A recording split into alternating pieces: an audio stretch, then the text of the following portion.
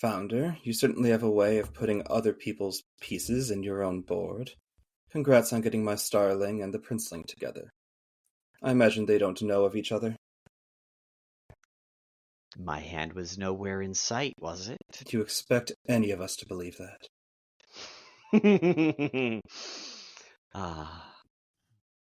Always full No. of it. No, I expect nothing anymore. Volkan and Jaden were... Volkan is one of my pieces. Jaden, unfortunately, is a byproduct of Morwen's interference. Oops. Remember that gelatinous cube that you helped Dr. Cambridge acquire? Yes, it was some time ago.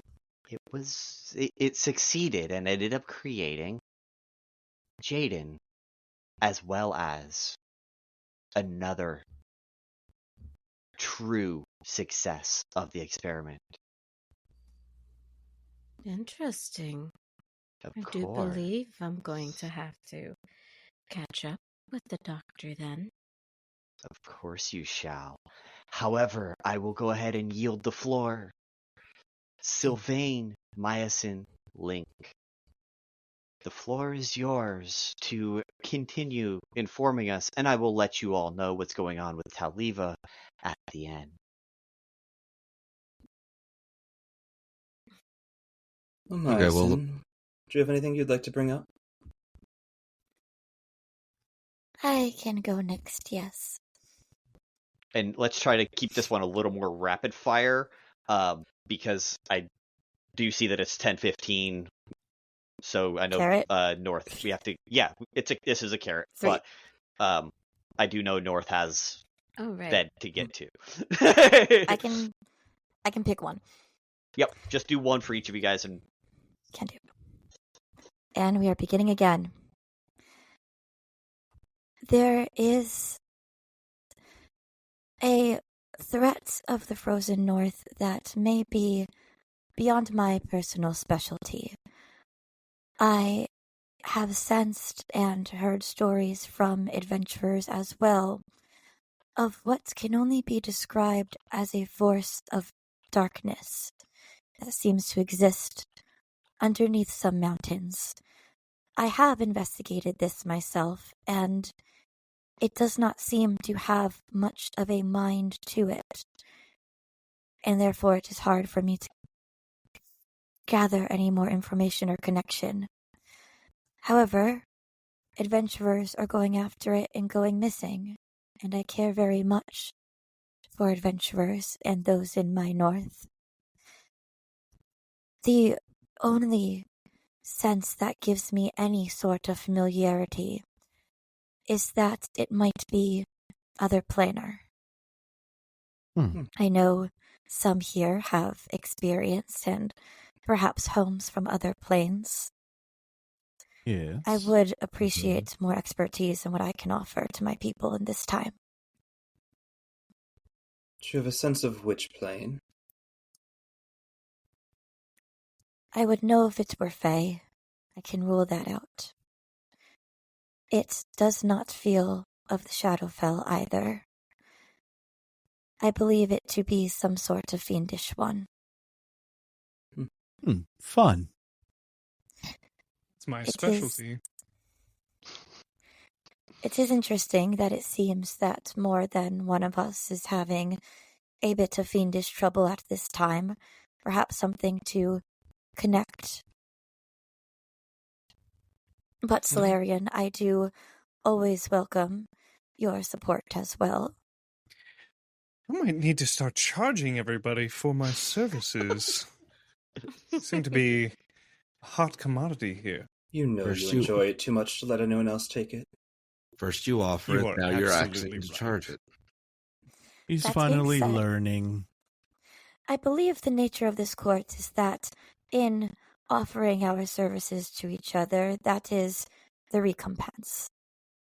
Oh, I was only kidding. No, he wasn't. No. I do Solarian. believe Believe me, if I could get some bodies, some living bodies, There it is. that would be wonderful. But no, killing fiends is, like I said, my specialty. I'll kind of do like a little gaze over towards Link, but not like in a threatening manner, but like a, I know. living bodies. I do remember when you were on my own docket of topics for the Ravencourt, Solarian. Now, Solarian, would you mind when you encounter this, whatever it is, if I, and this is entirely up to you, either send someone along with you or give you some equipment onto which you can collect some samples for me? If you do not Why wish don't to you do send it me- yourself, I can Send me one or two someone of to your do people. it. Of course. I'll bring them along. I would also like to know any results of this research and findings. It's very Of interesting course. to me. They are, Thank you. after all, in your land, so you would get that as well. Then I shall yield the floor. The other things that I have to bring to the table can wait a while longer. This is I most could pressing. always tag along. I always like to fight some fiends. Oh, Maybe- let's hope nothing happens on the way over. Oh, please. Oh. No, Anyway, while we're on the Solarian. subject of taking bodies, long ago, I established an electorate in my land. It's no longer needed. I need political reasons to have them killed, taken, stolen, something I can use to strengthen my need for eradicating some demons. And Morwen and Solarian, I'm sure both of you can find your reasons to kidnap 6 helpless and innocent people. Research, loving people, whatever you need. The only stipulation is that the Dragonborn needs to be untouched, and it needs to look like demons did it. Oh, I mean- that's easy. I'm more than happy to assist with that as well. The other issue is that it's within the realm of my land. None of you can do violence.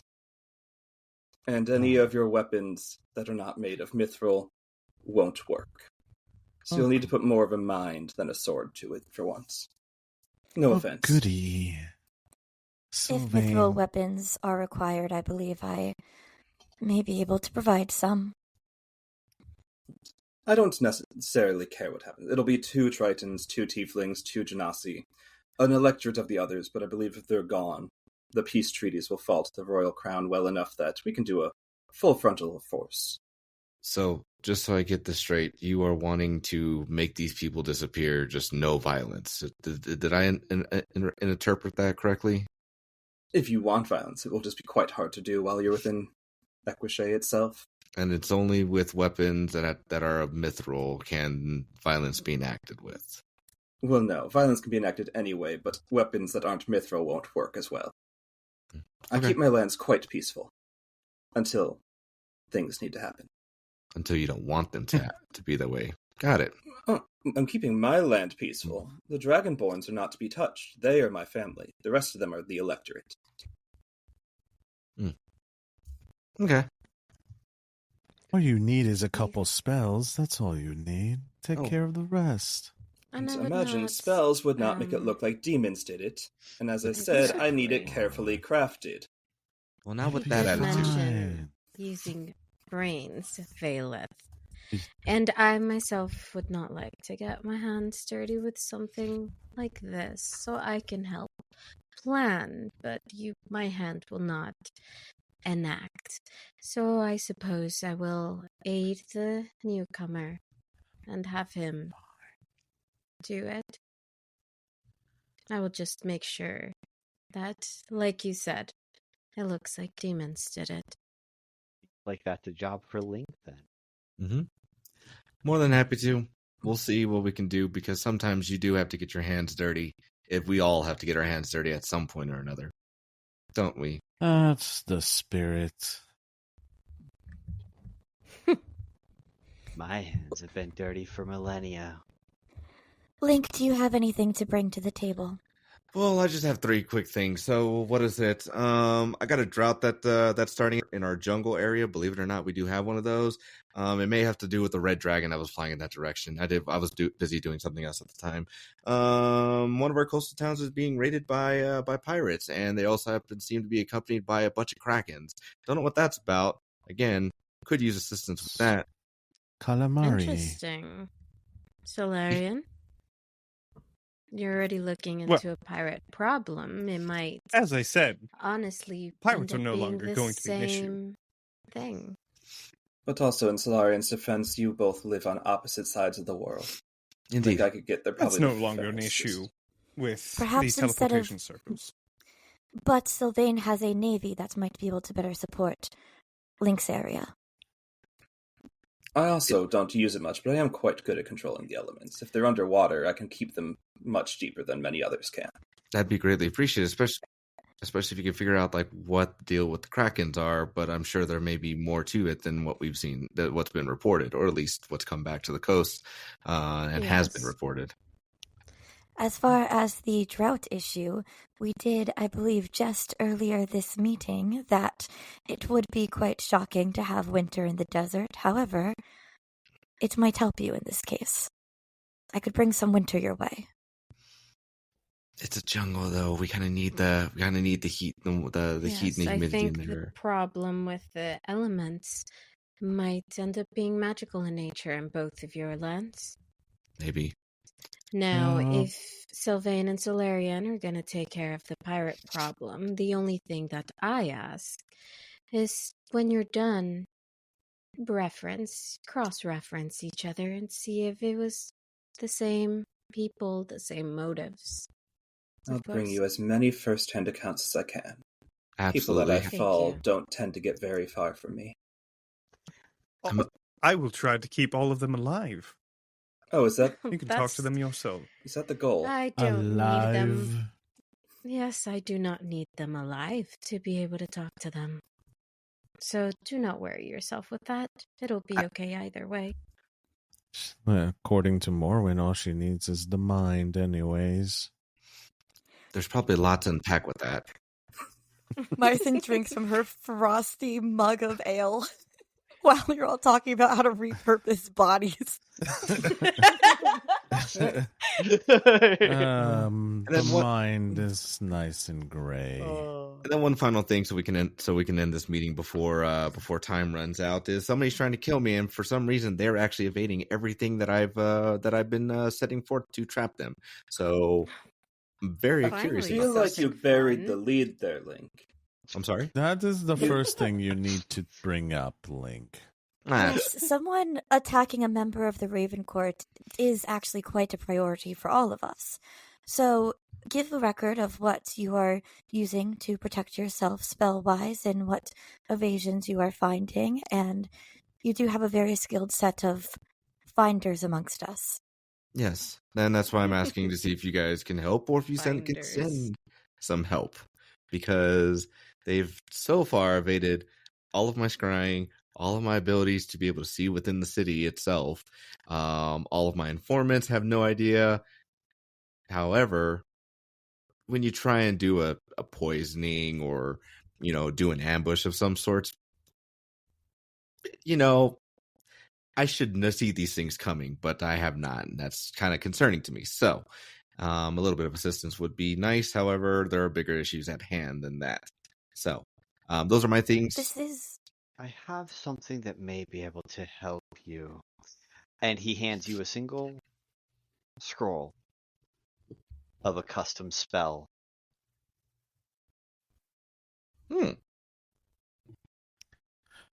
What type of contraption are you giving him now? Oh, after he casts that spell, the next person who attempts to lay a hand on him will die instantaneously. See, I don't need that, though. They are doing this, and it's curious to me as to how they're doing it. That is what I need to know. I was trying to just save your life. Oh, the life will be saved, don't get me wrong, and I have no problem That coming is what back. I was trying to do, was grant you something that would at the very least give you defensive manners against this would-be assassin. But also the next person to touch you is a wildly unpredictable condition. Of course. Mhm. So, I and I'm never sh- said it was the most effective. I merely said No. it would work. Well, we've We learned would none never of your deign to means. believe. Miasyn, once again on the same brain, you take this one. We would never deign to believe that anything you put forward would be the most effective, Founder. Well, I wasn't even going to include most effective. I planned to just stop at nothing would be effective in general. I do anyway, still have much to learn from you, dear friend. anyway, however way that they're doing this and they're evading all of my ability to see, may be of use to Morwen if you are looking for that kind of technology or information. Oh, you haven't been here very long, but you learned quickly. Yes, I was about to ask as well. I'm not much of a savior, but I do think the means of which how they're doing it would be of much, much interest to me. And so I suppose I will help. I greatly appreciate that. Trust me, I am more than just a pretty set of eyes and a kitty cat appearance. I do things. And you sometimes. break my shit. Happy to do it every day if given the chance. Also, I'll make sure. No, never mind. I'm not going to say that. But that's all I got. Thank you for listening to my TED Talk. Oh, I'll say make it. sure to bring in the Vaelith. cat litter if you like. Say it, Link. Vaelith won't do anything. Not with all of us here. I will actually get up at this point. It's like, well, what I was going to say is that my little friend that we had seen pop over here, I'm gonna walk over near to Vaelith, look over at your cup, slap it over, and then walk right back. Incredible. Had a little bit of an interesting person that they were associated with, and well, I'm just gonna say Morwen's area is probably not going to see Panfest soon-ish. I don't know. The phase kind of weird. I can't guarantee the rest for everybody else. What are you getting at here, Link? I'm sorry? I might have missed that. What are you getting at, Link? Yeah. So I made a deal with a god to be able to come to y'all's world to do at least a party at least at some point a year in Baytime. So what that looks like and where, I have no say. I just say keep the Badlands to about a week and then bounce on out to the next place. So Fair enough. Interesting. they are rowdy a bunch. So if and when they do, actually, there's no if. When they do come over to your neck of the woods, just be mindful that you're gonna have to help rein them in. Just so you know. Do people disappear from these parties often? I've not seen it. Oh, good.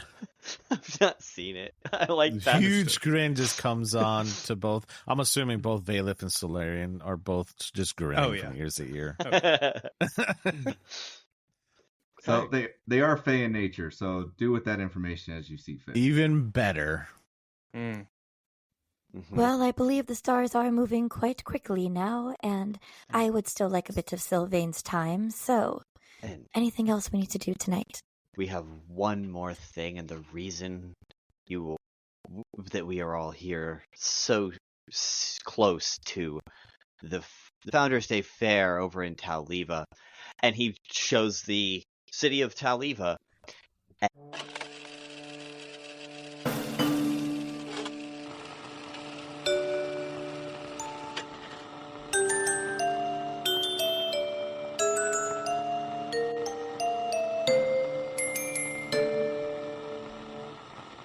And on the table appears the floating city of Tauliva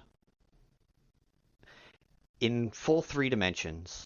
And the founder just takes and he zooms in on a building up on the top side in the clerical district.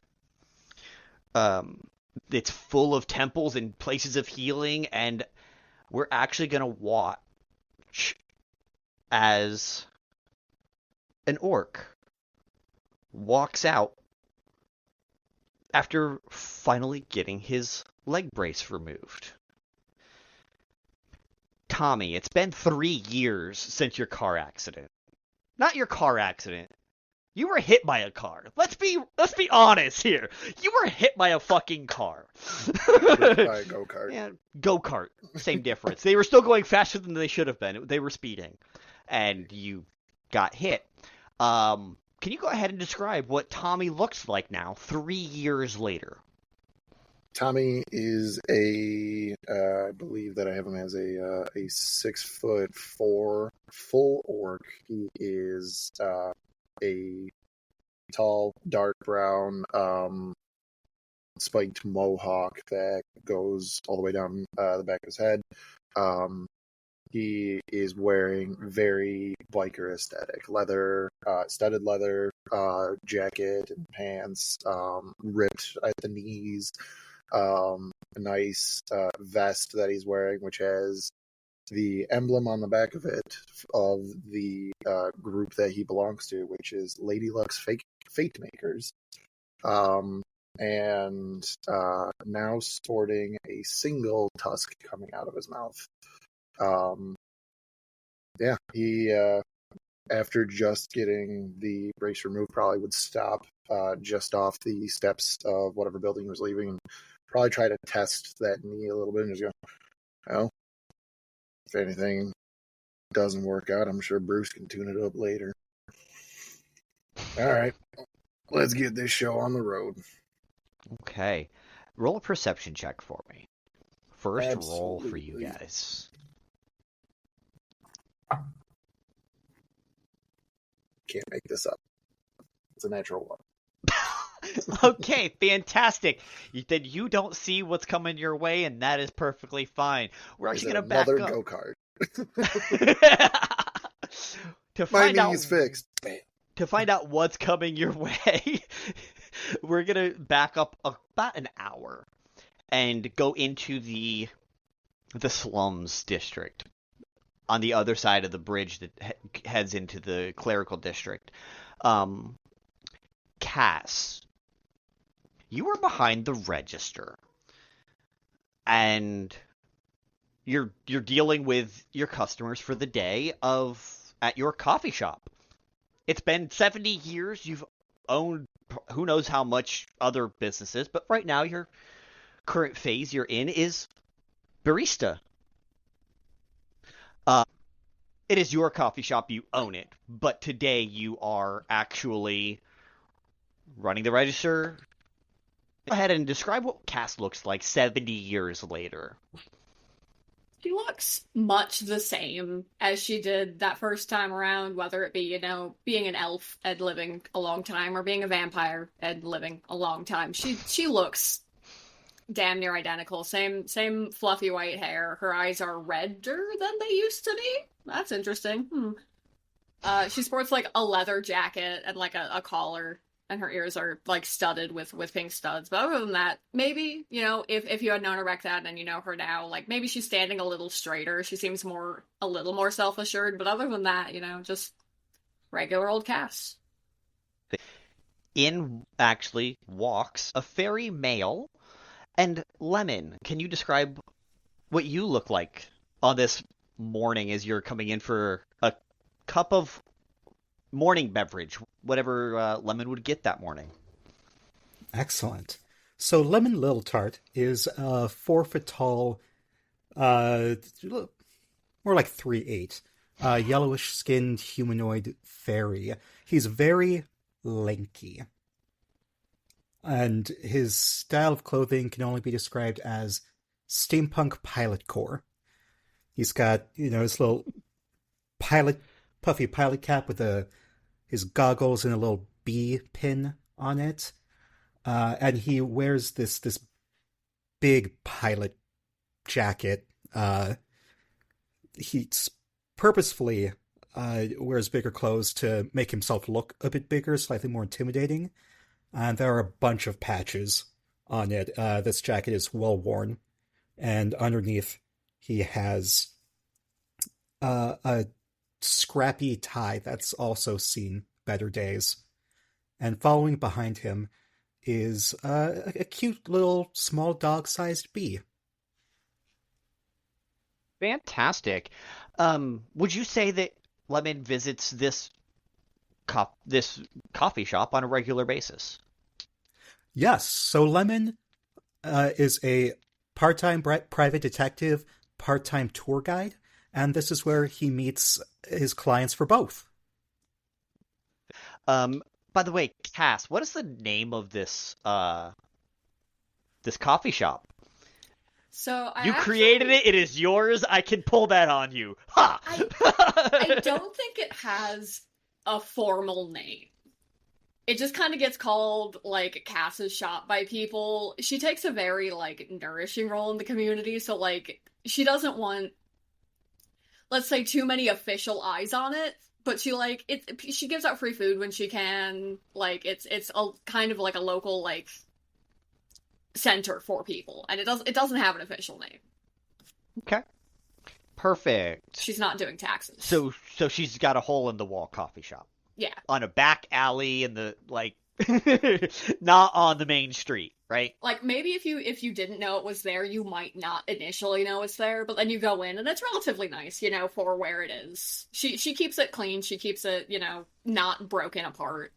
Everything's, put together and sanitized and food grade. So does it just kind of have a sign outside that just says coffee? Yeah. Fucking great. No, not even that. It's a hand-drawn picture on a wooden sign of a coffee cup for people who may not be able to read. And honestly, in the slums, that's a great idea because people here be poor. And when you're poor, you honestly do not get the education you should more often than not. So that means you would know Lemon from his many times in here meeting up with clientele.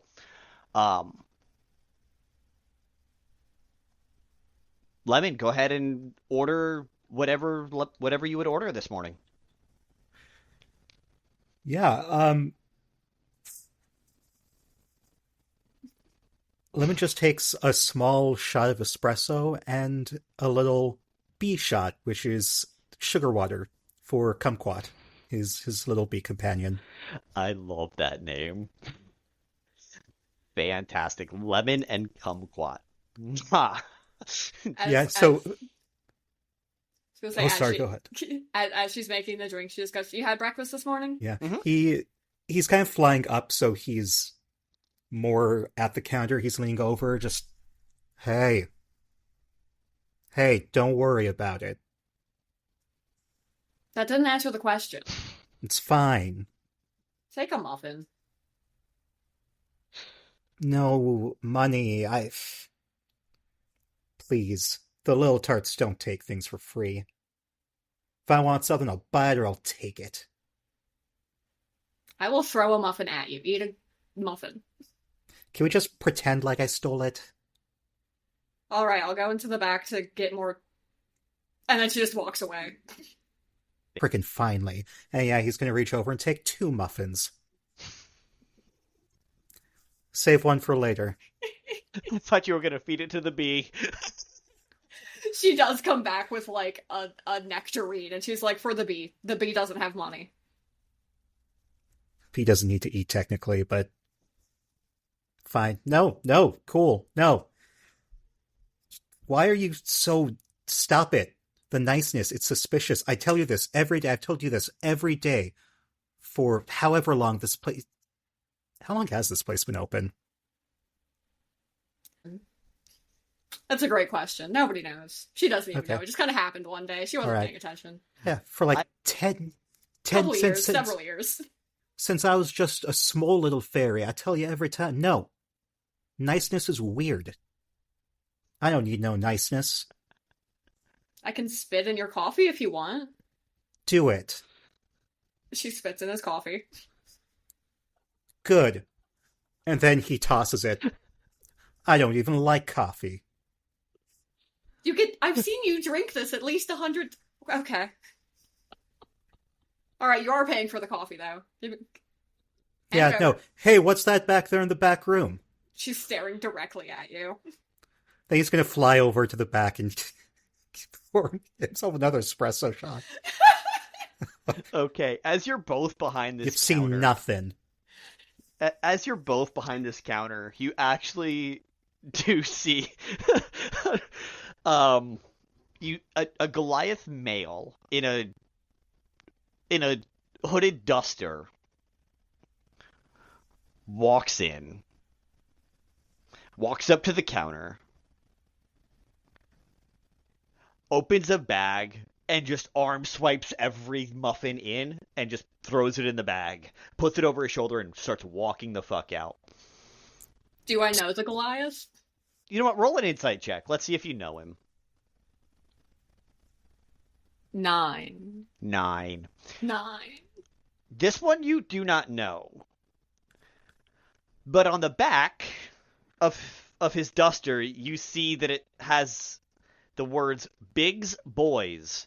Biggs Boiz. And he just walks the fuck out. So excuse me, little boy. You didn't pay for those. Little boy about a Goliath. He straight up ignores you. You know he hears you. So one thing, one feature of Liminal Tart is he has kind of that mischievous fox face, and so you see, his eyes narrow, corners of his mouth curl up, and he just kind of snaps his fingers and casts Entangle. What's the DC on that? The DC is Strength 14.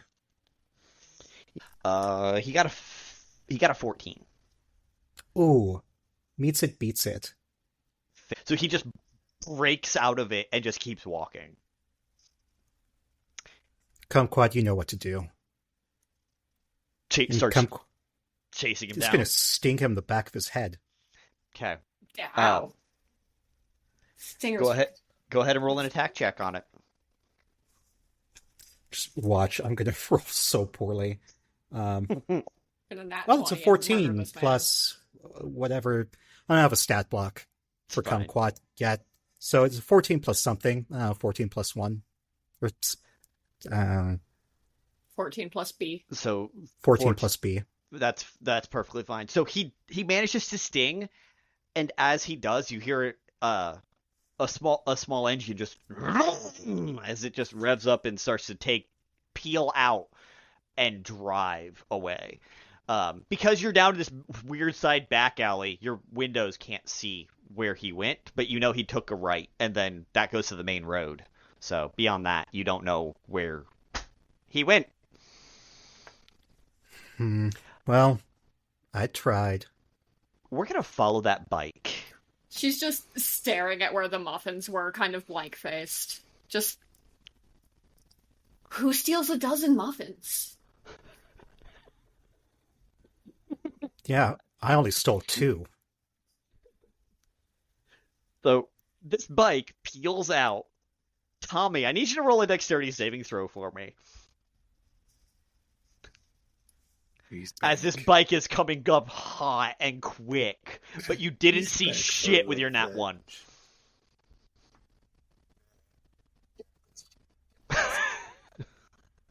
That'll be an 18. Good. Fool me once. Yeah, Fool me right. twice. I'm gonna get freaking pissed. I'm assuming you're stopping and looking both ways before crossing the street this time. It's something that he's started to do in the past couple of years. I mean, you managed to. You look both ways. You didn't see anything, but you do at the last second hear as you see the Goliath driving past. You narrowly missing getting hit again. I have to ask if it's the same Goliath. No, last time it was Okay. a gnome in a go-kart. Well, no. In the race, there was. Oh, in the race, it is you.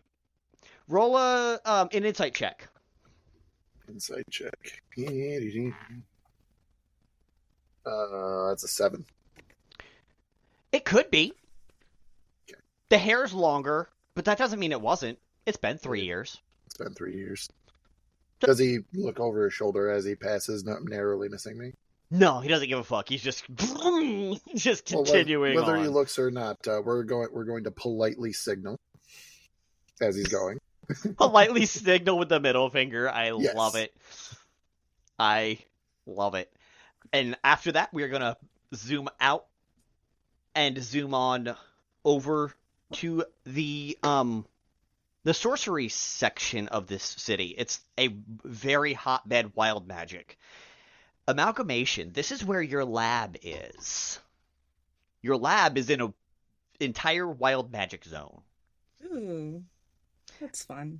They figured this was the safest place to put you because you have innate sorcery. So if anyone can figure out how to work within this confines, it's you. Plus you're here to do science, not magic. So, you know. They what's the worst that could possibly happen? Sticking a sorcerer in a wild magic zone. So you're in your lab working on. I will actually let you tell us what you're working on. Sorry. I think so. First off, she has kind of made her lab sort of look like her. I'm calling her Dr. Mom's lab. But it's like not quite there because there are traces of like green goo on everything, so it's like not immaculate and clean. Like it's like just random slime like all over this place, specifically on like drawers and things like that. But she's kind of recreated with the university's blessing, like a room very similar to what she was created in, except instead of in the middle there being a giant gelatinous cube this time, there is just a skull and a couple broken bones of a direwolf. And you kind of see her like reach onto like one of her like langly limbs at the moment and pull off like a little piece of herself that she then just like sits like on top of the wolf skull, and you see that the goo kind of like just spreads over the whole thing, and then she like bounces out of the room to behind her safety glass that is similar to where her mama sat when she made her. Fantastic. So are you gonna turn on the machine and try and do whatever science-y thing happens when you do the thing? Yeah, we're gonna find out. I realized I should probably describe her. So Amalgamation that is 19. Forgot. Amalgamation 19 is a 5'3" green translucent goo of a girl. She has like two big circle-y things that kind of look like space buns on either side of her head. She has very large, bright yellow and pink swirled eyes, and just like very round features. Like she's just very like curvy and kind of like, as I said, like bounces out of the room because the bottom half of her right now is just like one big circle at the moment. She can like change her shape at will, and right now she is taking like a more humanoid shape as she approaches where the lever is and then goes to pull it. Okay. As you do, lightning starts to shock through, and you see the goo expand and start covering over the entirety of all the bones. Roll me a let's go with Arcana check. Okay. What do I have for that? Oh, okay, it's not bad. Also, did Amalgamation pick a full-on name? That was a question left at the end of your last session. So she just carries around that list of all the scientist names, but she has not picked one yet.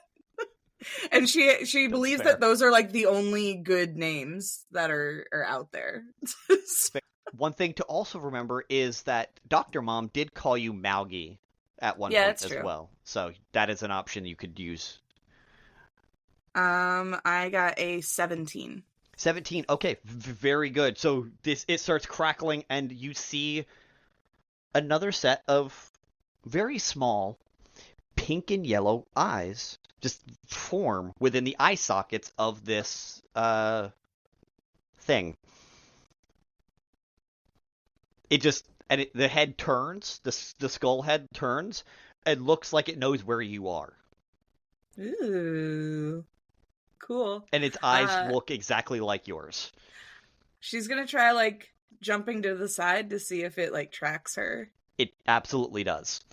Cool. After that, she's going to turn off the machine and then head in to go try and interact with whatever she just made. Perfect. It bounces up to you and sits and just opens a would-be mouth, opens its jaw within the direwolf skull jaw. Nothing happens. No change of the actual face of this thing. Sure. But it just, you can see the jaw on the inside just drop as if it was actually opened. And it just, if it was a real dog, you would see its tongue hanging out and it panting, but it's just sitting there. So for the visual, I just want to make sure I understand this. It is a goo dog. Yes. With the skull of a direwolf. Yes. And my colored eyes in its socket. Correct. Terrifying. Okay. Oh, it's basically it's like the dog from Nightmare Before Christmas, kind of. Except goo covered. Yeah. Okay. So she sees this and she just gets very excited. And since it's like already been tracking her, she kind of has the idea that maybe it can understand her. So she's going to try using message and saying, "Sit." It just looks at you and says, I am sit.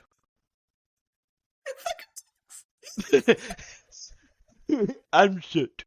It doesn't talk well. It has a very low intelligence, but it can talk to you at the very least. This is you asked it psychically, so it is responding psychically. Right. Okay. Sit.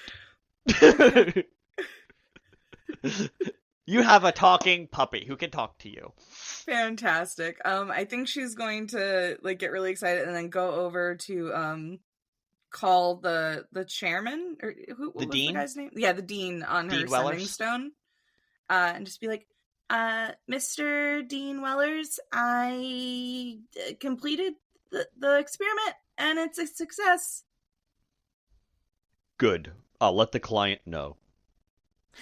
Also, could you like sort of let Dr. Mom know, but like don't tell her that I asked you to let her know? She will be informed of your success. Okay, cool. She supervises your projects. Okay. Your mom's basically been promoted to a supervisor of other doctors. Oh, okay, gotcha. So she is like almost like a director herself. At this time, Lemon, you get a call on your sending stone. Ring, ring. Mr. Little Tart. Yeah? Who sent you? It's Wellers.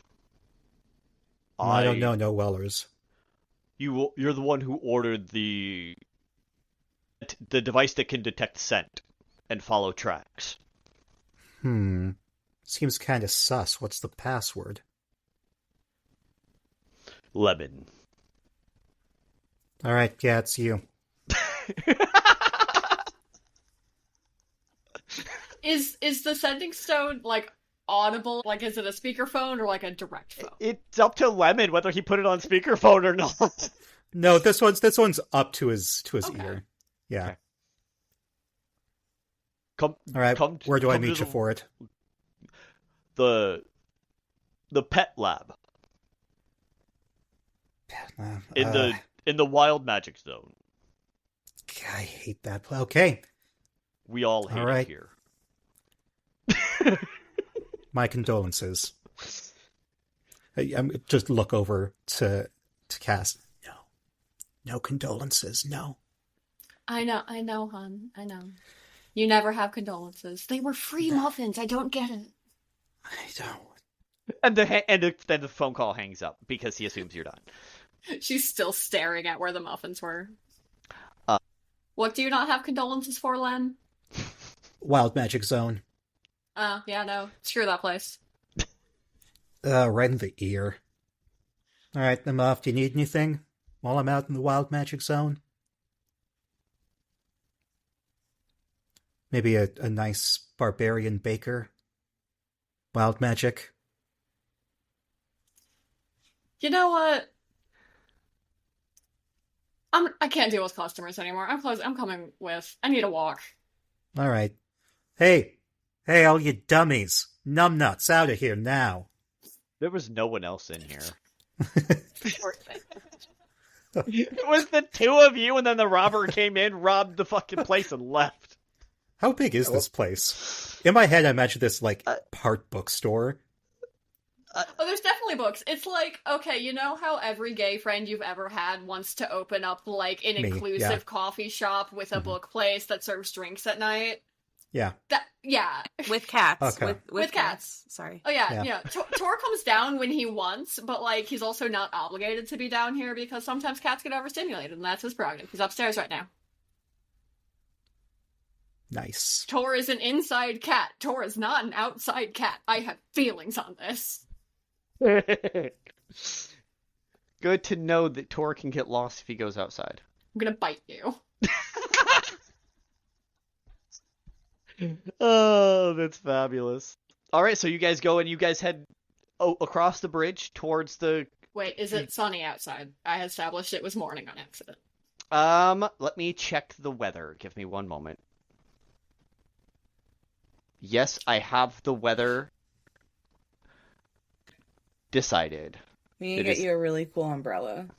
Yeah, no, it doesn't say anything, actually, that she has, sunlight sensitivity, which I think is very funny, but she does have a parasol. So it is mostly cloudy out.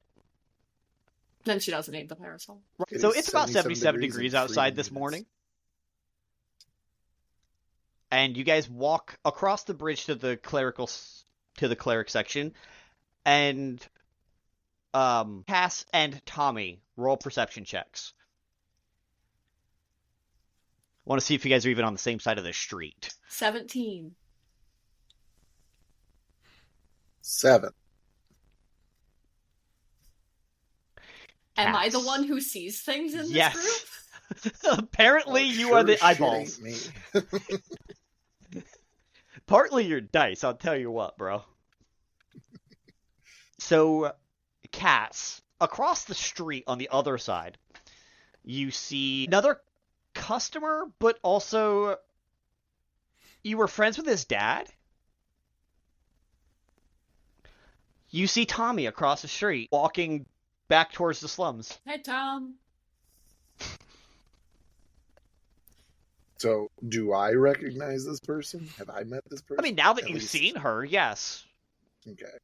But you recognize her from the mechanic, from Bruce's. From Bruce's. Okay, so definitely I've met, kind of look up, that thing across the street. Oh, hey, how you doing? Hey. Lovely You may weather also we're have been a having customer of coffee. The Flaming Pickle. Mm-hmm. Some people just call it cup. The place of a million names. Exactly. What brings you out into the outside these days? Do you ever have just a dumb morning? Not a bad morning, just a dumb one. That's where I'm at. Only on the days that end in Y. Yeah, Which okay. is all of them, because this is the normal calendar. What Take a about gamble on the world building. tomorrow? Ooh. Tomorrow you won't have a dumb day. Boops you on the nose. Well, yeah, but Anyway, tomorrow is still going somebody stole an entire dozen fresh muffins from me this morning, so that's how I'm doing. Aren't your muffins free? Yeah, that's what I was saying. Yeah, how do you steal something that's free? He just What the- walked in, grabbed him, and left. Did he know? Like, what the? People are just had never seen barbarians him. these days. Maybe it's one of those things where, like, word gets around, and then you get, like, those kids who's like, oh, take one, and they take an entire pan full of candy. Yeah, I hate those kids. Those are the kids that I bullied. You should stop doing that, by the way. I'm older now. You should still stop bullying the kids. That's worse, even. They're fine. Builds character. Anyway, I'm taking a walk, because I'm... Mad's not the word. Baffled? In need of a walk. Yeah, did you stop to talk? Because Lemon did not stop to wait for you. I would probably just start walking, and unless I have a destination, I probably would have just started walking parallel to you guys. Okay. Perfect. So you guys are headed towards the... You noticed that they're going the opposite way you were. You were headed, I guess, home after your physical therapy. This was actually your last physical therapy appointment. They just cleared you to go back and do your dumb shit, also known as riding motorcycles. Hell yeah. Your bike is still not fixed. You do know that. You know it's going to take another... It's been 3 years. He needs another week. It was real fucked up. It goes that way sometimes. It does. But yeah, since we're feeling better now, I'd say a walk is in order. So yeah, I'd turn around and start going the other way. Perfect. I mean, for now, why not? Okay. So you guys head a little further north and get to the Wild Magic District. This is the home for sorcerers and all kinds of stuff. So you see a variety of buildings that look like they shouldn't exist. Some of them are floating with no stairway up. You just kind of have to know how to get in those buildings. Some are almost seem like they're phasing in and out, like you have to use plane shift to get in. Couple of them have like a perpetual lightning storm around them. It's wild here. Like, not quite Feywild, but think like magic doesn't work right here. Yeah, think wild magic, right? Like, somehow there's this building 100 feet in the air, and it's just floating there. And it's just a little one-story house. We can't say much. We live in a floating city. That's true. But a floating house on a floating city, that's kind of... redundant. It's a little redundant and overkill. How does it stay? Right? What is this? Maybe they're tethered. Well, the city doesn't move. It just floats in itself. Oh. It doesn't Well, actually how does move. It not move. Right? How does the wind not take that building? Right? I'm just going to look up as we pass by and just be like, I bet that's the kind of guy that will tell a delivery driver they want inside delivery. Leave it at my door. Yeah. Oh shit! Oh, Tom, you're in with bikes, right? I almost forgot. You do bike stuff. Do you know any quote unquote big boys? I know of them. They're a bunch of shits. Okay, because if they're gonna start making trouble in my shop, one of them stole the muffins. Trying to. Oh, that tracks. All of a sudden, everything makes sense. So if people are causing problems in my shop, I want to keep an eye on that. Okay. Yeah. They're just, big troublemakers. They just, do shit for the sake of doing shit the wrong way. I mean, if I had to do like an arbitrary scale of 1 to 20, I'd say that their, intelligence is somewhere around a 5 or a 6. Ah. I bet one of the big boys lives in that floating house, and they have to get a ladder every day, and they just don't move because of the scale of 1 to 25 intelligence that they have. Absolutely. We should steal that ladder. We should steal their Starts ladder. looking around for the ladder. Roll a perception check for the ladder. 11. There's no ladder. Cass is Didn't think having so. a good chuckle. There's no ladder. I would have been happy if there was, because I would have stolen that ladder Right. off the city. You know, benefit of floating house. Burglary's non-existent unless you're having Lemon steal from you. Have I met Lemon? I don't before, steal other than just nothing. now? I don't imagine you'd have met Lemon. Seems legit. But I'm just saying he can you fly, say you don't. like a very particular kind of burglar. I think, again, like because Lemon wasn't waiting, he didn't notice Tommy at all, really. He turns around. I just imagine Lemon out in about 6 feet in front, and these two just walking casually behind, Oh yeah. chatting up a storm. Fair. Okay. I mean, like, he knew Tommy was there, but he didn't acknowledge it, because he didn't know how long Tommy would be there. And then finally, it's like, hey, do you know Lemon? And yeah. You heard your name and turned around. Yeah. What do you want? I didn't steal it. What's going on? I don't steal things. I wasn't implicating you, don't worry. I was just saying that if Okay. anybody was gonna burgle that house, they'd have to be able to fly, and you can fly.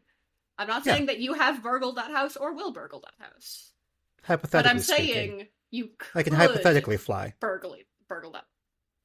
and She looks at your hypothetically burgle wings. it. As I imagine you like currently flying.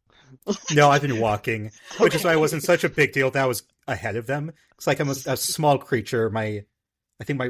Technically my walking speed's 30 feet, but like Got little legs. he wasn't going very fast. Yeah, he's got little legs. Mm-hmm. Like That's when you're- totally fair. When you're a kid and your parents are walking So- at normal adult speed and you have to like kind of run to keep up. Mm-hmm. I do think Kumquat has flown over to the window though, Okay. and is like bumping into it. There's you see through its eyes for a second. There's nothing of value in there. No, Lemon, I think your dog's trying to burgle that house. no, there's nothing worth stealing in there. You seriously telling me that they put their house 100 feet in the air and they don't even got any good shit to keep in there? The Yeah, fuck some they got? people. They Some must just people. really enjoy walking around naked with the blinds open. You know, that is another benefit to floating house. I'm Inconsiderate. reconsidering my I would do. stance. Okay, so back in the lab, Dean Wellers pops back in and says, "Yes, well, the client will be here momentarily. He's excited to see this. What is it?" So for now, I'm calling it a goopy. Okay. Mhm. As in a pardon the possible insult, but an amalgamation of the words goo and puppy. Uh-huh. Okay. Because scientifically that's what it is. Oh, good. Okay. I was not trying to insult. No, it's fine. Do you want me to give it a What's it do? number? Would that make you feel better? No. Okay. Because No. that'd be 1. It's the first one. Well, congratulations on succeeding on the first try. Thanks. The success rate of initial test subjects is abysmally low. It helps to be part of the thing that you're making, so Oh, it's attached to you. yeah, because I made it from me, and she like literally takes another piece of her out and like shows her and then puts it back. Okay.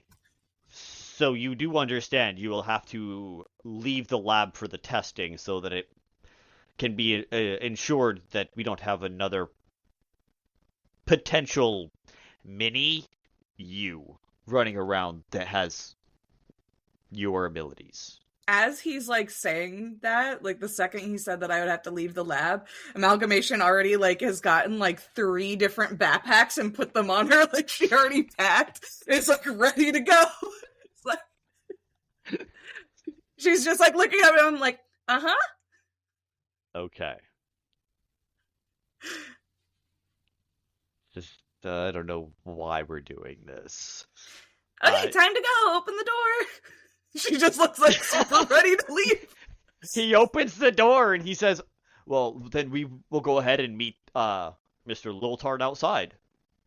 Okay, and then she like takes a step in like her humanoid form, but then she melts into a puddle immediately that has now also absorbed the goopy. So they're just one big green puddle with a floating dire wolf skull, 2 sets, so 4 yellow and pink eyes just all over it, and then the 3 backpacks also in the middle of it, and then this puddle just goes down the hall and heads out the front of the building. Okay, walking right beside Dean Wellers. Okay, so Lemon, as you approach, you see Dean Wellers, who is this 5-foot tall orc. Like he was a short king. Yeah. Manlet. So you see this 5-foot tall orc with large tusks coming out of his bottom with silver tips in a business suit, standing out front of a building which just looks like a normal building, which is a little weird for this zone. Nothing weird happens in the weird building, right? Or in the normal building, sorry. Great disguise. So he stands out with both of his hands behind his back, like you know him to do. And next to him, you see this weird green goop puddle that looks like it has backpacks and bones and eyeballs in it. And shortly thereafter, Cass and Tommy, both of you see this as well. Mr. Lotart. Yeah, it's me.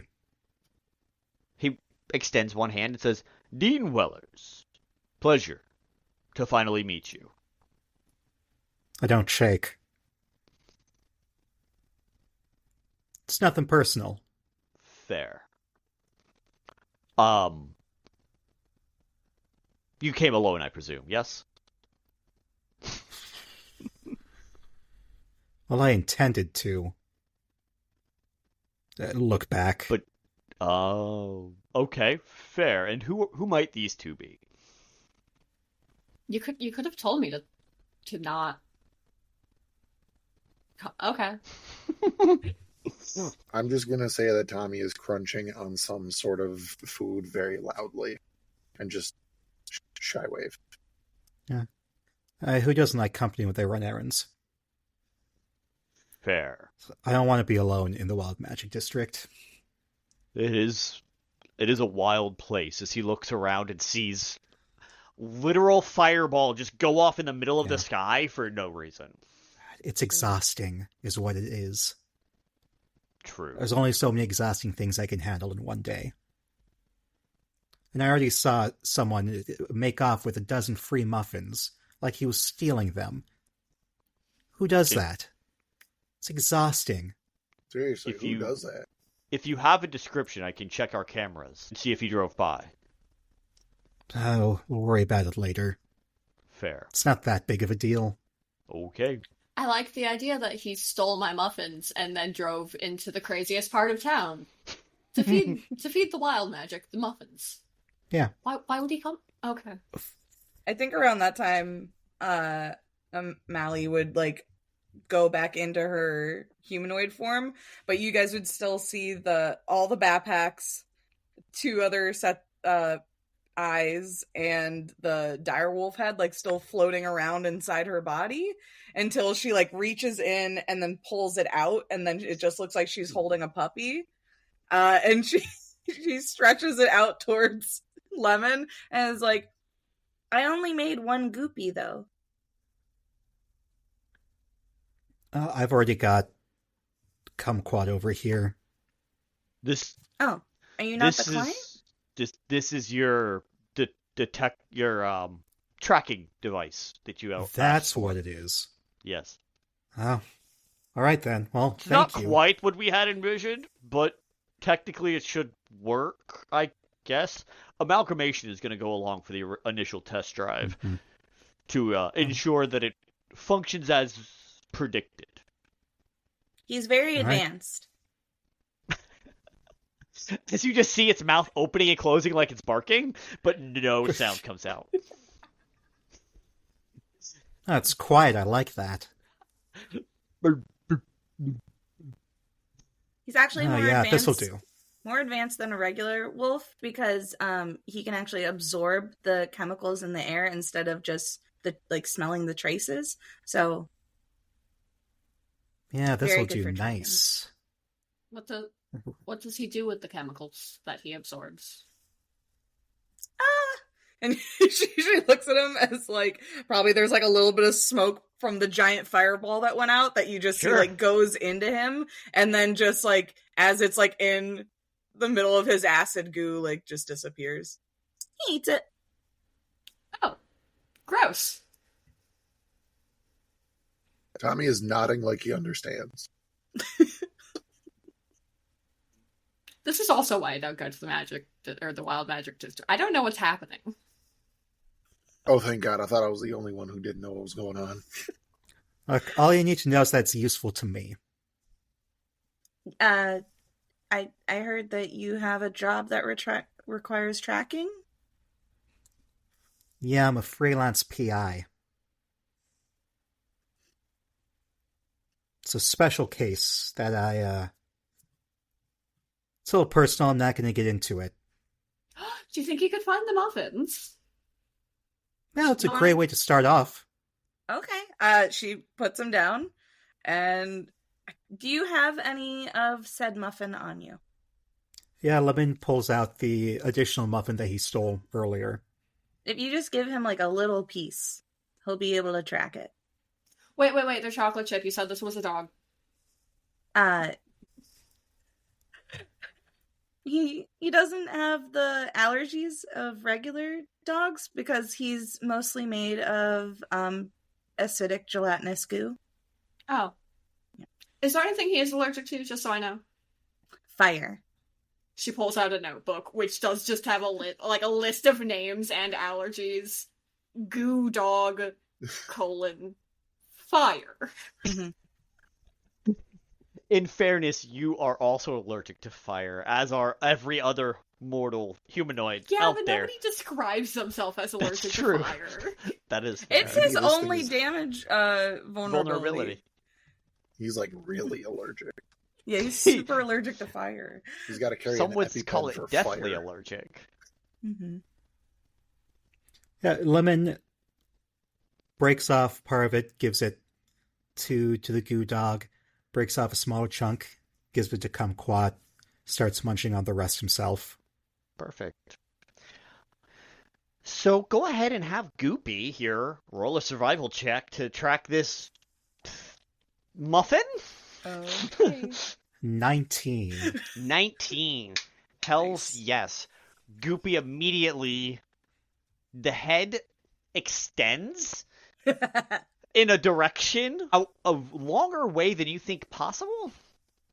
It is out an entire foot from what was the spine bones-ish that you put in. Because you put multiple bones in.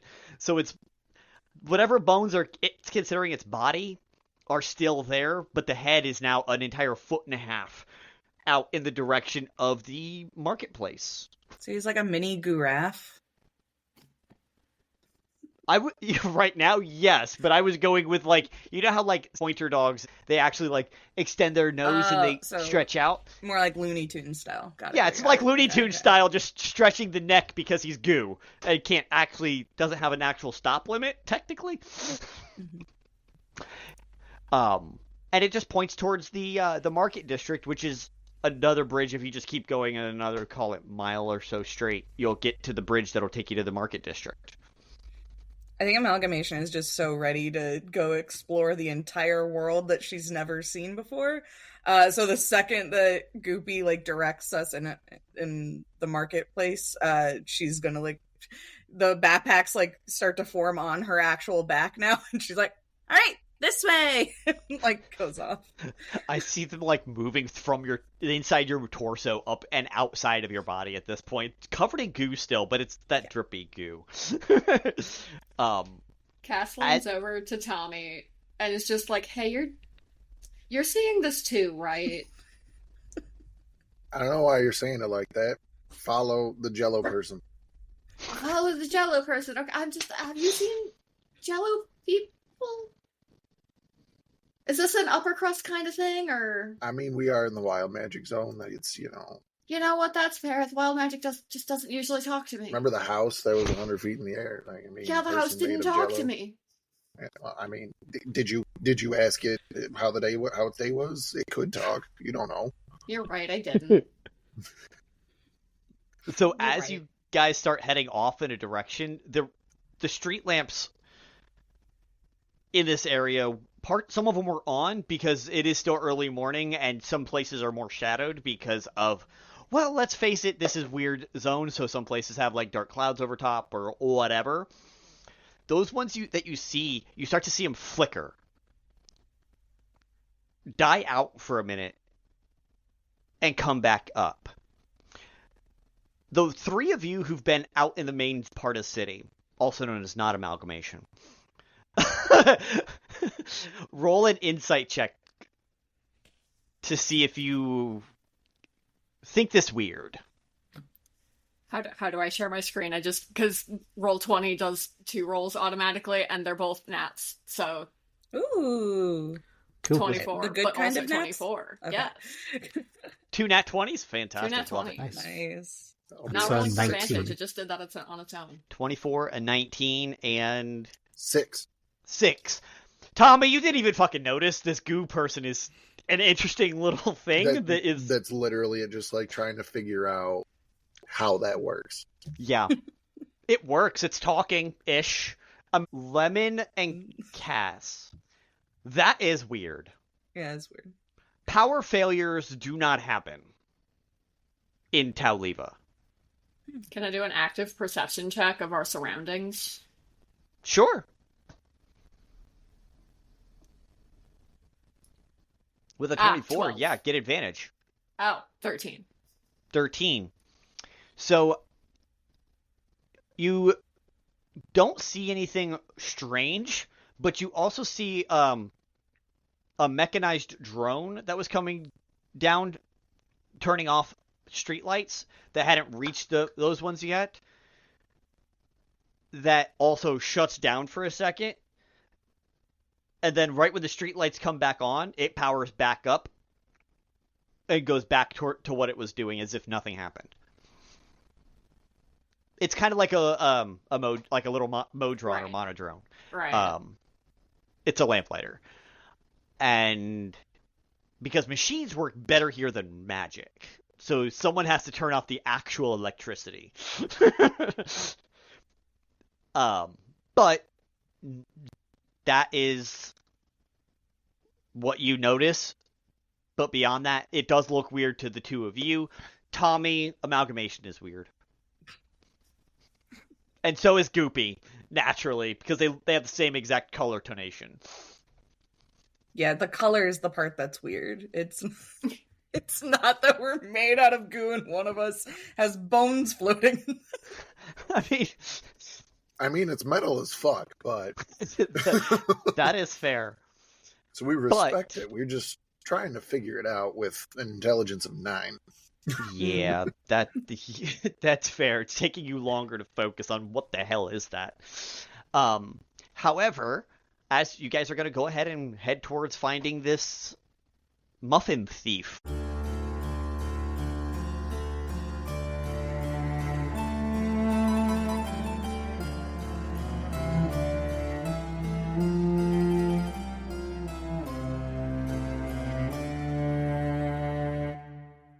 Now, Founder, why were you showing us all these petty thefts and the like? It's for what comes next, dear Morwen. As the 4 of them get together out front of the lab, you see the power go down. And in another, he takes the camera over to the part of Tauliva where Tau Tech and the university are, and it just violently shakes and settles back down. This is a floating city that doesn't move, and it's moving, first of all. Power's failing, and he shows you a couple of other places real quick where automatons that have been set up to help not police anything, but turn lights on and off, do other little tasks, little modrons and duodrones, freeze, and then as soon as power is restored, start back up again. And the camera pulls back to you guys in the room, and he says, "And dear court, the likes of these have been happening more frequently of late. I fear something else is happening, and that the worst is yet to come.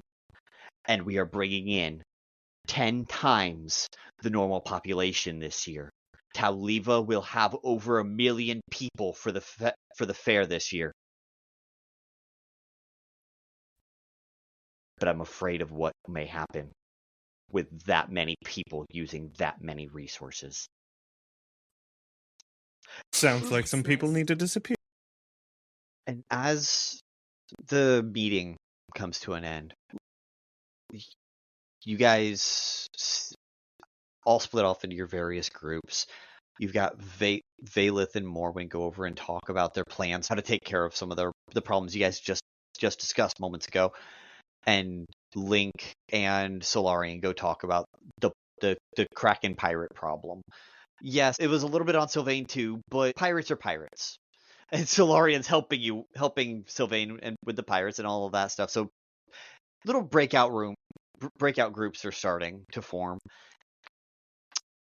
Sylvain, you just saw Starling and Princeling. I'm using those names because those are the names you called them. Yeah. On that 3D hologram, and they may need some help, I think is what you're thinking. Yeah, one, were not meant to meet, but two, they should not be out doing things. They have agendas to be agending. They should not be doing this, but, well, I can fix it. I fixed many things, and there's too much riding on them right now to let the founder ruin that. So, as the meeting ends, you remember Miasyn needed to talk to you, but Miasyn's off talking to someone else right this second. Miasyn and Morwen are off having a conversation alongside of Vaelith. Yeah, not what trusting are you going to go ahead and do? The tower to not be listening. Sylvain will just move his hand in a way to cast a little encode thoughts and send a message through a star to Miasyn. Essentially, say that our meeting was canceled and I'll meet you in my tower. And then respectfully say goodbye to everyone but Vaelith. And then fly off to my own astronomy tower in Equishay. Okay. So, as you're flying, what is going through Sylvain's mind right now? What is he thinking about? What does he's a very pointed person. He's very direct. What is going through this very direct brain of his? I think the first thing he's thinking of is, wow, it's been 7 or so years and he still can't get an invention right on the first try. Having watched this construction blow up in the face of the Princeling and knowing he needs to have things done and thinking he was going to be able to make a statement, but I don't know if he's in a spot people would believe him. But then the mind would quickly drift to the little starling, Talissa, and think, she hasn't called on me in a while. I know I took a lot from her.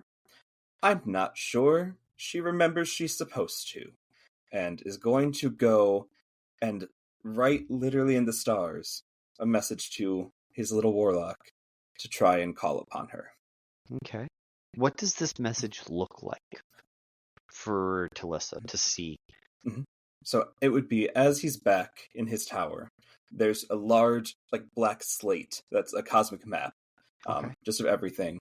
And anywhere in the world where it's nighttime, which this meeting probably took a couple hours. We may be getting to night here. I'm not entirely sure. It was already nighttime when the meeting started, so you're the middle of the night. Yeah, then anyone watching the sky in the middle of the night would just see a couple stars moving around or a couple new ones being born as he pulls as he's literally pulling souls out of his wings and putting them into the slate to make a giant dragon constellation that's just up there in the sky. And not knowing whether or not the little one still speaks Druidic, will also pluck a sentence from his mind and put it in a little star and write in the stars in Druidic, "I'm proud of you," and put the pact of them meeting and that one sentence in a shooting star in the middle of the dragon's eye, that when Talissa looks up at it, will fall, but only for her, and land as a little package for her to have.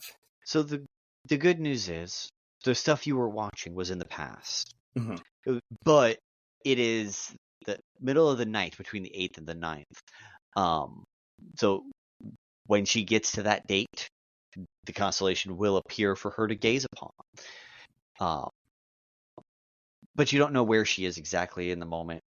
But you know she has left Lyria, the city.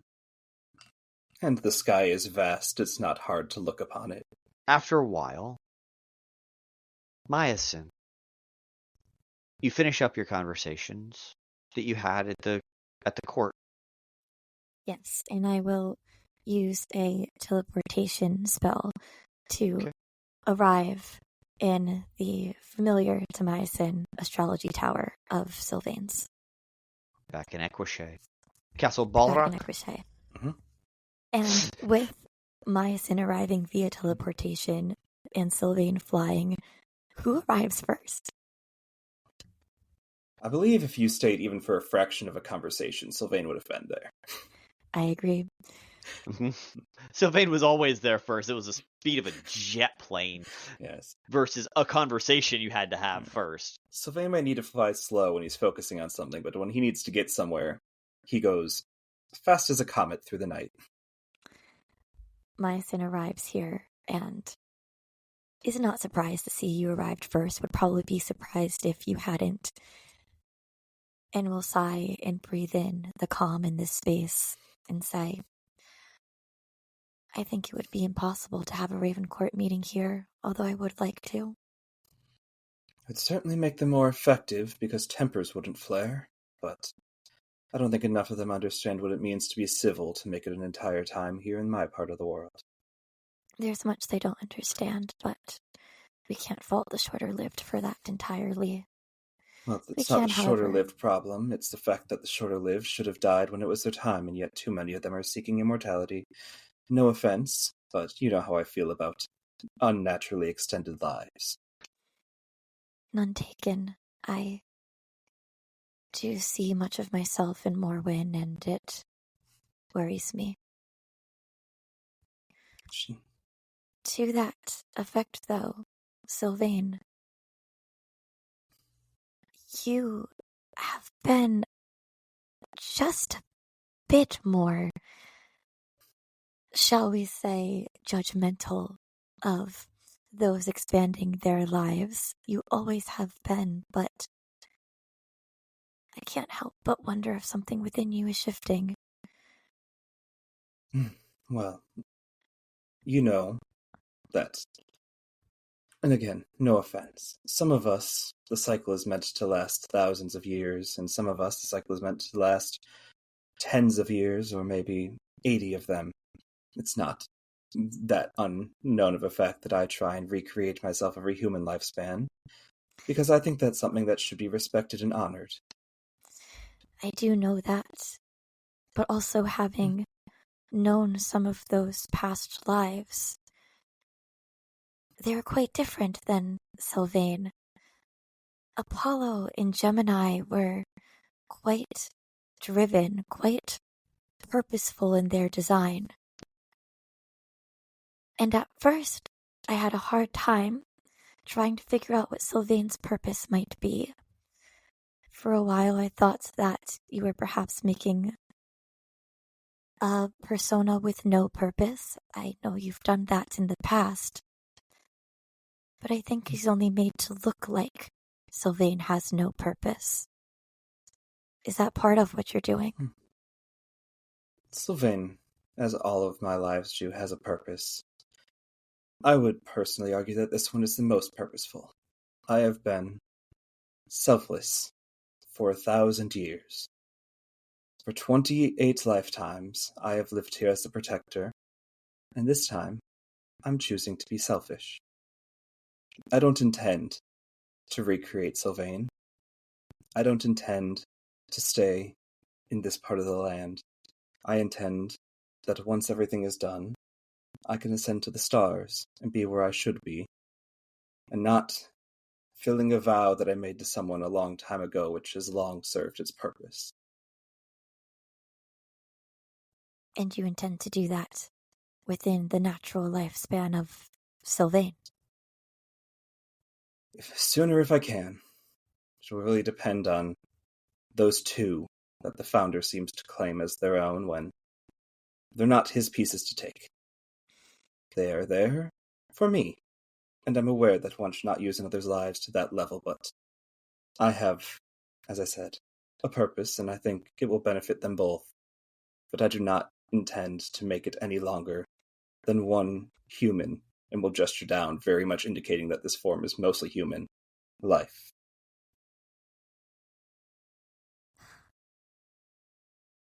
I am torn on how to respond to this. I shall miss you. But I can tell this is what you want, and what you've wanted for a long time. Does anyone else know of this? Do your pieces know of it? No. The pieces know, well, one of them quite literally, very little. I plan to teach her as she grows, although if we're heading towards disaster, that might be faster than anticipated, but she will learn her place soon enough, and the family has no need to know. For as far as the family cares, I'm not needed for a while, and my brother knows, but he doesn't want me to do it either. But that's not up to him. And you're disposing of the electorate. Is this you doing your best to set things up the way you want them before you go? I believe with them out of place, whoever replaces me will have a much easier time being the unique guardian, something I imagine you're quite familiar with. An electorate will always be against someone new coming in to protect and guard the land. If they're not there, there's nobody to oppose whoever takes over.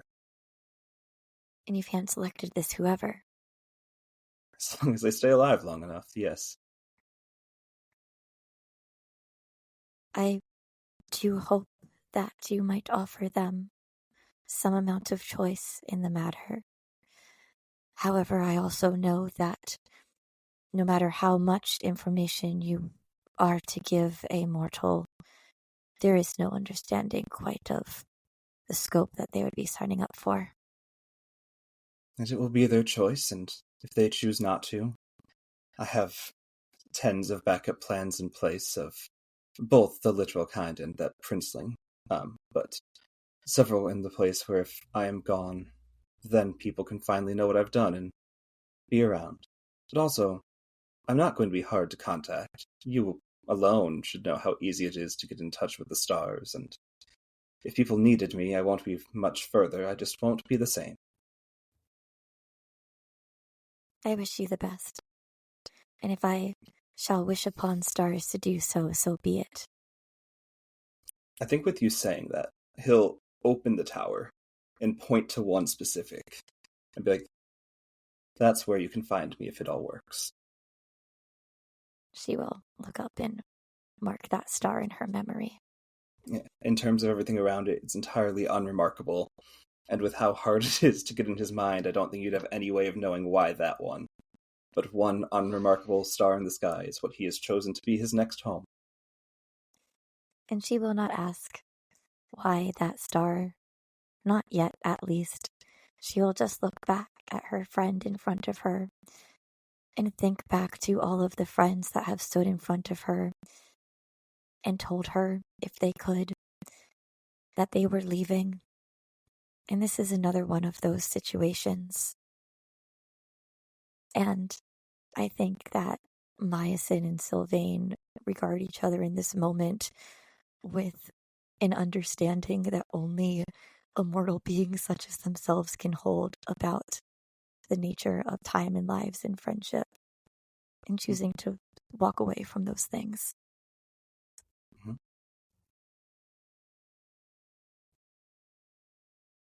Okay. So, as you guys stand there, you watch the stars. I need perception checks from both of you. Oh, nice. First roll of our characters. I have a +10. I can't believe how low I'm rolling. That brings it to a 25 for me. Okay. That is only a 15 for me, but I have a passive perception of 18. I'll let the passive go, but it still doesn't help. And to be fair, I think as Sylvain is looking up at the stars, Miasyn is just looking at Sylvain. Yeah. Because Miasyn has all the time that she wants to look at the stars, but she only has the time that Sylvain wants to look at him. But what you see in Miasyn, you see it out the corner of your eye a little bit, is a comet stream going in front of that unassuming star. And then Sylvain, you see that star move. It's never done that before. Someone's up to problems. We're gonna have to figure that one out, too. And you see the comets go, and then they almost look like they circle around Neoma and cross back in. And then because you are so used to the three-dimensionality of space, you can see that they are headed for it. For that star. Comets don't do this. Mm-hmm. You know because you've studied space. You're up there. You have a goddamn star map on your arm, for crying out loud. So, you know this is not normal. This is not natural. As you see that, what does Sylvain think? How does he take that? Does he take it as a good thing, as a bad thing? What's kind of going on in his head? The first thing he does is check the spot to see where it's at, seeing if anything on his arm is showing, seeing if they're celestial bodies or if there's something else, and trying to get that, and then depending on that answer will depend what he does next. Okay. Go ahead and roll for me, and let's go with Arcana, but you can use Wisdom. Cool.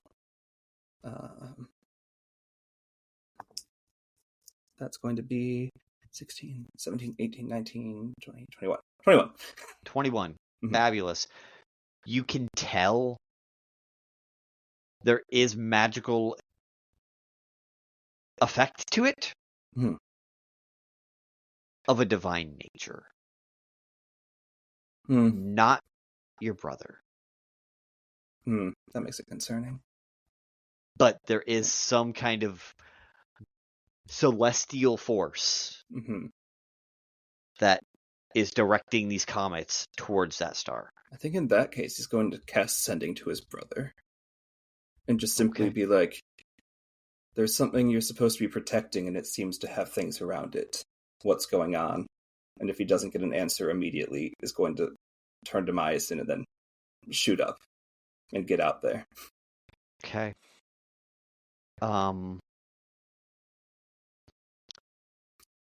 Sean, since you're also playing Bahamut, I'm going to go ahead and let you respond if you think Bahamut would. Sylvain would hear back in his head, "Apologies, little brother, but I'm quite distracted.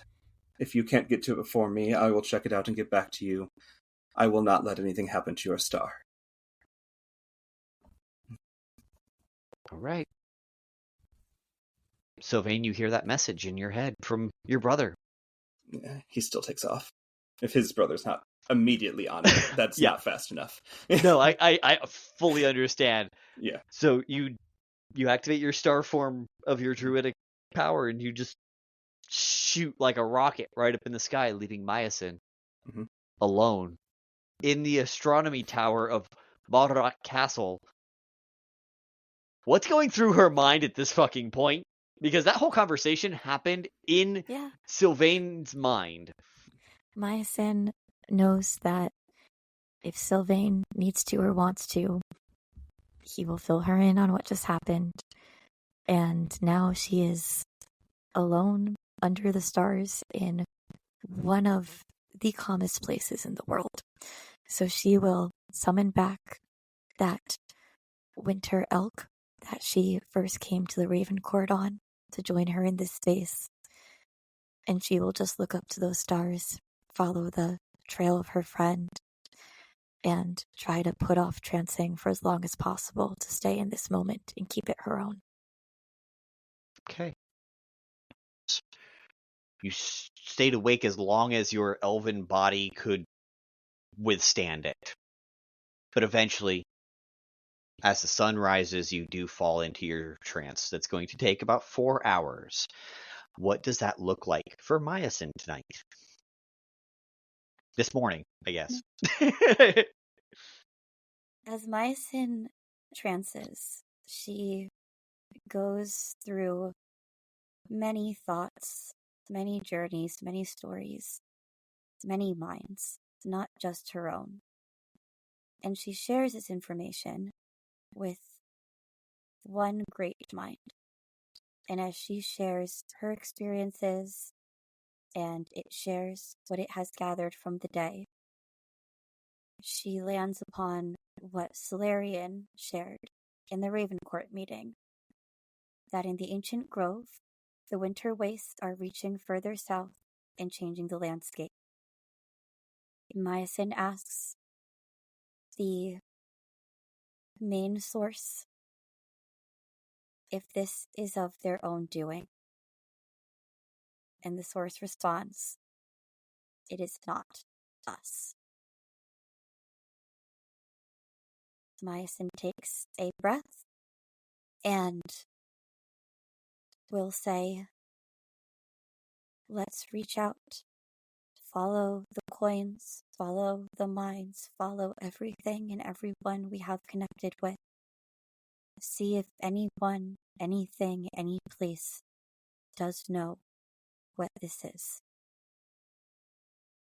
And she will start to follow the threads and see where they lead them. To do so, while you're in your trance still, because I see your trance kind of like a semi-lucid dream. Yes, absolutely. Go ahead and roll an Arcana check with advantage from the source. Incredible. All right. Because you're using those coins, those little tokens of friendship, to peer through. The first die roll is a 17 for a total of 28. Mm-hmm. And the second? We're going to stick with that. The second was only a 12 on the die, so 28 total. Okay, 28. To go through the mines. Fantastic. What you witness is up in the ever-frozen sea, there is a small fishing boat just off the northern coast. You know what? Roll a perception check with advantage. I want to see how clear this image is to you, not to the person witnessing it, because the person witnessing it only sees so much.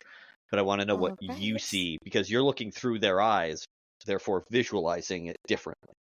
It'll be a 26 perception. Fantastic. Way better than anything a mortal could roll. What you see is, well, at first it just looks like a large glacier. Then you actually see arms coming out and eyes of fluorescent ice blue. Its mouth opens. Glaciers don't have a mouth. But you see that frost that you see with your breath in the frozen north.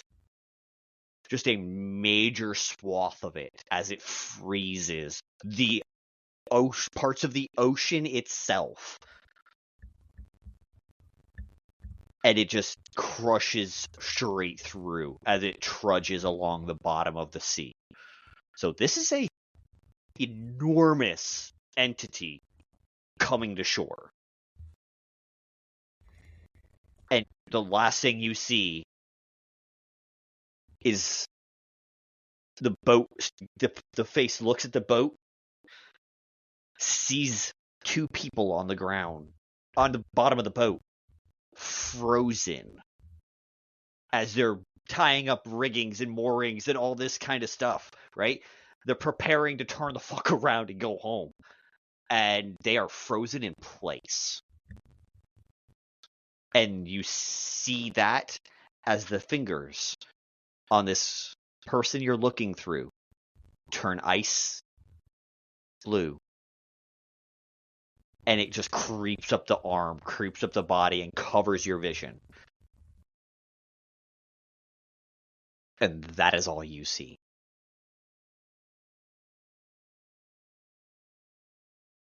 After seeing that, Miasyn will say to the source, I will take care of this. And I will keep the Ravencourt away. Do not step in. And the trance will eventually end. She will wake up still within Sylvain's observatory, hit with the sense of calm that is inherent in the place. And she will send a message to the archdruid that she told the Ravencourt about, that she would ask for help. And the message will say, I know it is early for us to meet again, but I need your help in the ancient grove. We can meet in our spot and go from there.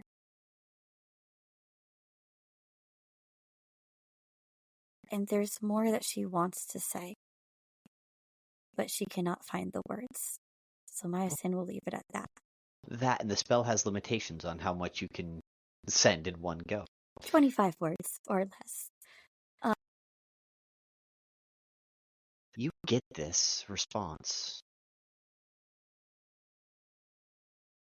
Never too early, Daffodil. I'll see you there.